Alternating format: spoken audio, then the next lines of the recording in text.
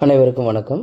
இந்த நூற்பா மகான் புள்ளி முன் வவ்வும் தோன்றும், அதாவது மகர புள்ளி முன்பாக வகரம் தோன்றும் என்று கூறுகிறது.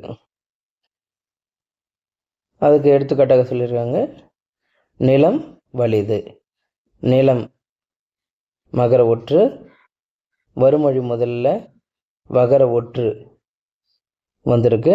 அதனால் மகான் புள்ளி முன் வவ்வும் தோன்றும் என்பது இங்கு புலனாகிறது. நிலம் வலிது.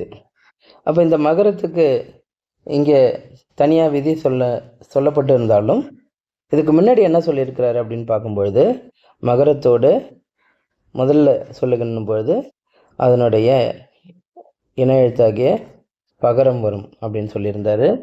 அதற்கு அடுத்தது எனமாவ என்னும் புள்ளி முன்னர் எகானிற்றல் மெய்பெற்றென்று அந்த நூற்பால் மகரத்தை அடுத்து எகரமை வரும் சொல்லியிருந்தார்.